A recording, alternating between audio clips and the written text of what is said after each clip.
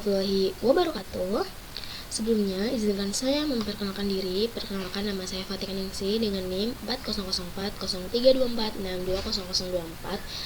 Saya dari Prodi Teknologi Rekayasa Otomasi angkatan 2024 kelas A, praktikum A.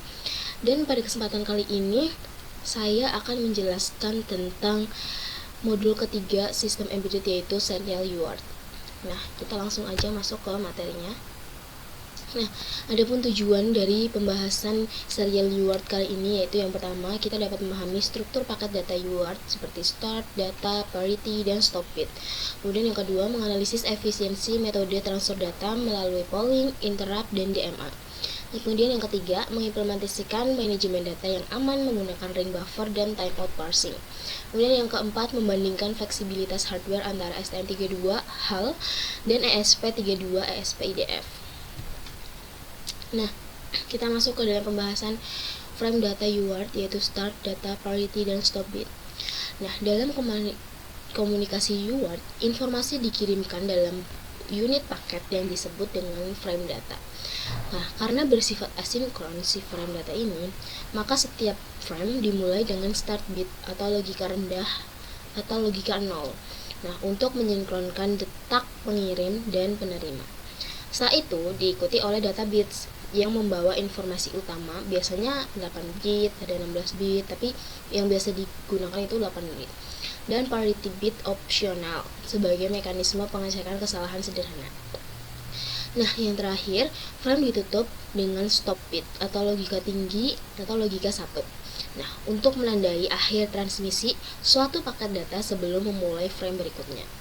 Nah, sinyal idle pada jalur UART biasanya berada pada logika tinggi atau logika 1, sehingga start bit berfungsi sebagai pemicu transisi yang mendeteksi awal data. Next, kita masuk ke pembahasan konfigurasi 8N1 dan baud rate. Nah, apa sih itu 8N1 dan baud rate? Nah, konfigurasi 8N1 ini adalah standar industri yang paling umum digunakan, yang berarti terdapat 8 bit data. 8-nya itu 8 bit data, N-nya itu no parity, dan satunya ini adalah 1 stop bit. Nah, apa fungsinya? Fungsinya ini agar komunikasi berhasil. Kedua perangkat harus memiliki baud rate atau kecepatan bit per detik yang identik. Misalnya ada baud rate 9600 atau 115.200 bps. Nah, ketidaksesuaian baud rate akan menyebabkan data yang diterima menjadi karakter acak atau korup karena kegagalan sinkronisasi waktu pada level bit. Nah, baud rate ini berfungsi untuk menentukan durasi setiap bit di dalam kabel, sehingga penyimpangan kecil sekalipun dapat menyebabkan akumulasi error pada data bit terakhir. Nah, kita masuk ke dalam perbedaan polling dan interrupt, terus dan DMA juga nih. Perbedaan ketiganya itu apa sih? Nah, jadi terdapat 3 tingkatan efisiensi dalam menangani UART. Yang pertama ada polling. Polling ini adalah metode di mana CPU terus-menerus menunggu register data, yang seringkali menyebabkan pemborosan sumber daya prosesor. Nah, sedangkan interrupt ini lebih cerdas karena CPU hanya akan merespon saat ada data masuk melalui handler khusus atau ISR. Nah, sedangkan di MA atau Direct Memory Access ini adalah metode paling efisien karena memindahkan data langsung dari peripheral ke memori tanpa melibatkan CPU sama sekali. Nah, sehingga prosesor dapat menjalankan tugas berat lainnya secara simultan.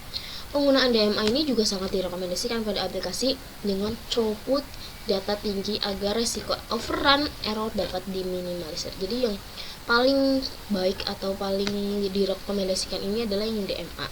Sedangkan yang interrupt ini lebih cerdas dari yang polling. Gitu. Kemudian next. Nah, kemudian kita masuk ke UART pada ESP32 versus STM32 nih. Apa sih bedanya UART pada ESP dan STM32? Kan sama-sama microcontroller. Nah, secara hardware, ESP32 ini menawarkan fleksibilitas tinggi dengan 3 port UART yang bersifat pin remappable, di mana jalur TX atau RX bisa dipindah ke hampir semua GPIO menggunakan fitur GPIO matrix. Nah, sebaliknya, pada STM32 menyediakan hingga 3 atau lebih peripheral UART yang memiliki fungsi pin tetap atau fixed alternate function.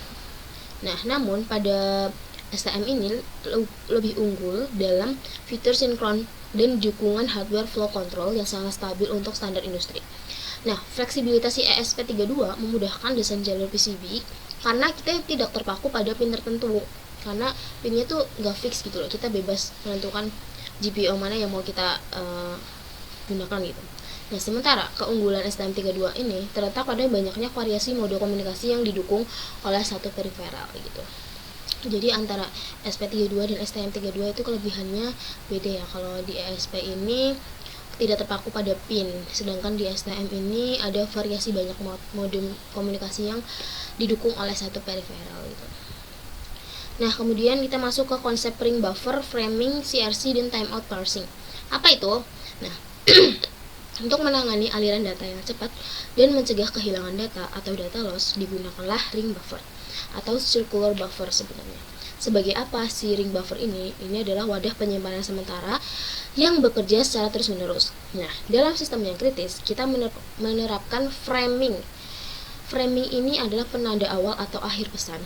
Dan CRC atau cyclic redundancy check untuk memastikan integritas data dari gangguan sinyal elektromagnetik. Nah, selain itu, timeout parsing ini digunakan untuk memutus proses pembacaan data jika data tidak lengkap dalam durasi tertentu. Nah, si timeout parsing ini memastikan sistem tidak terjebak dalam kondisi infinite loop saat menunggu kiriman data yang hilang.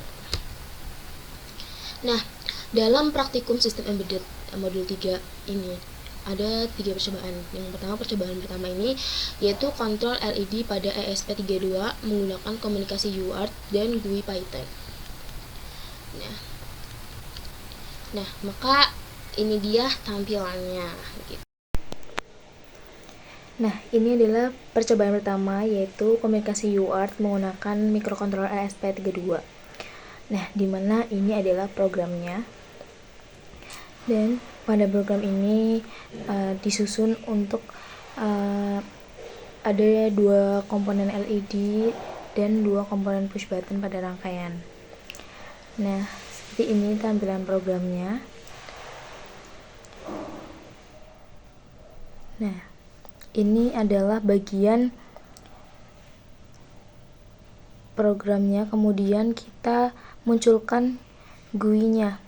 Nah, setelah muncul GUI-nya, maka ini adalah tampilan GUI-nya. Nah, di situ ada LED on, 2 LED on, dan 2 LED off. Nah, kita lakukan percobaannya. Nah, ini kita hubungkan dulu si mikrokontrolernya dengan laptop menggunakan kabel USB, teman-teman. Terus, nah itu. Kemudian kita klik LED 1 on. Nah, maka pada rangkaian maka LED satunya akan menyala. Nah, maka sekarang LED 2 on. Nah, maka kedua LED akan menyala. Nah, di situ ada 2 push button juga. Nah, gunanya untuk apa sih push button ini? Nah, itu adalah untuk mematikan si LED-nya. Jadi bisa menggunakan fitur GUI yang sudah di run tadi. Nah, atau menggunakan push button. Nah, ketika push button ditekan, maka tulisannya press atau tertekan, dan jika tidak tertekan, maka tulisannya release atau tidak tertekan gitu. Nah, ini adalah bentuk rangkaiannya, bisa diamati teman-teman. Kedua, ada percobaan kontrol LED pada STM32 menggunakan komunikasi UART dan GUI Python juga. Sama kayak percobaan pertama, cuman bedanya yang kedua ini menggunakan STM32. Oke, kita lanjut ke percobaan yang kedua. Nah, tadi menggunakan SP, sekarang menggunakan STM32. Nah, ini adalah programnya. Sebenarnya ini sama teman-teman, cuman bedanya ada di mikrokontrolernya gitu. Nah, ini programnya hampir mirip ya. Ini adalah programnya, dan setelah itu kita tampilkan juga GUI-nya. Nah, untuk menampilkan GUI-nya, kita klik di pojok kanan atas itu. Nah, lalu akan muncul si GUI-nya. Tampilan GUI-nya beda dengan yang pertama tadi, tapi ini fungsinya sama ya teman-teman. Ini tergantung gimana kita memprogram pada si gui.py atau programnya. Nah, itu ketika kita klik on, ketika kita klik push button, maka di situ tulisannya akan preset. Nih, kalau dilepas maka akan release. Nah, kemudian yang percobaan ketiga ini adalah komunikasi full duplex antara STM32 dan ESP32. Kita masuk ke percobaan full duplex yang ketiga. Nah, di sini ada programnya di mana terdapat 4 LED. Nah, ini program yang ESP. Oke, ini programnya yang ESP. Terus kita upload dulu program yang ESP-nya sampai sukses. Nah, kita tunggu. Nah, itu udah sukses. Kemudian kita ke yang STM, kita klik src, kemudian main.cpp-nya, kemudian ini programnya nih, ada 4 LED juga dan 2 push button. Kemudian kita scroll sampai bawah, dan setelah itu kita akan upload sama juga kayak yang program ESP tadi, sama kita upload sampai muncul tulisan sukses pada terminal.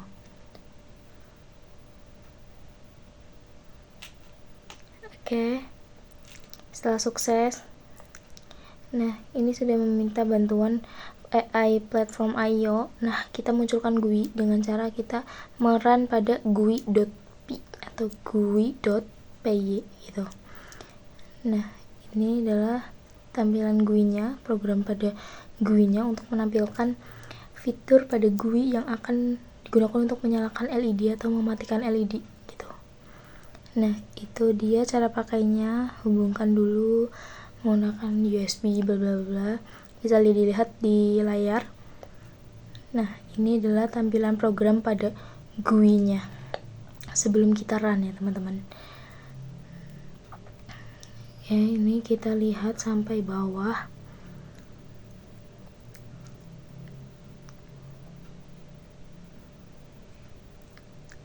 Oke,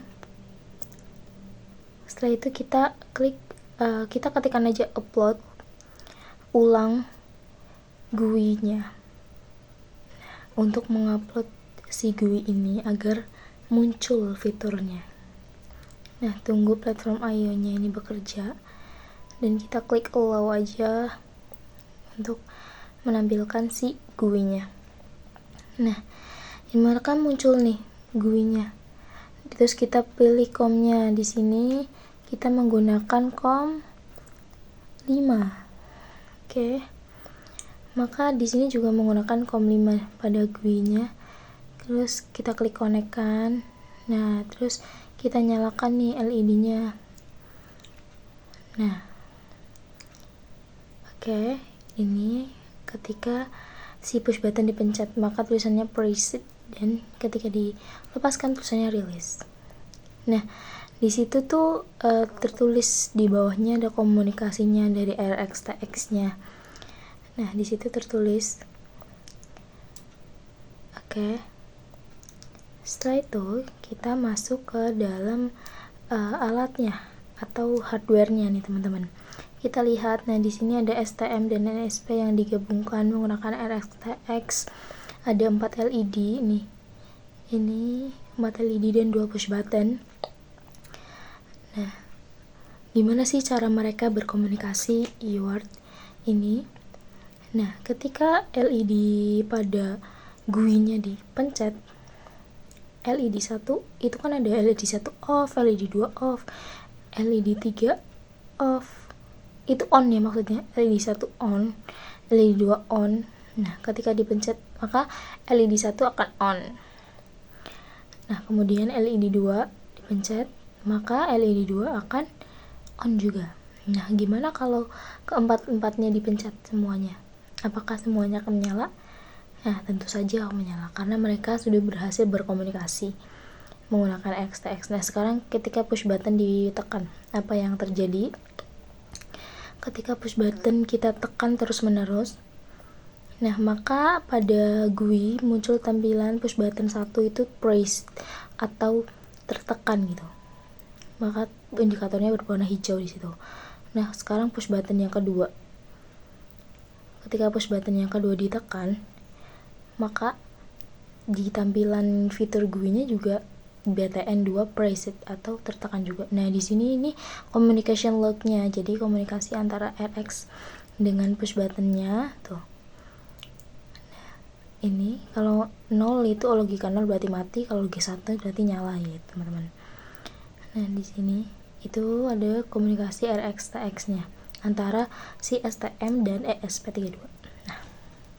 Nah, jadi kesimpulan dari praktikum sistem embedded modul 3 yaitu bahwa komunikasi UART merupakan protokol asinkron yang sangat mengandalkan sinkronisasi baud rate dan struktur frame data atau 8N1, di mana ketidaksesuaian durasi bit sekecil apapun dapat mengakibatkan korupsi data.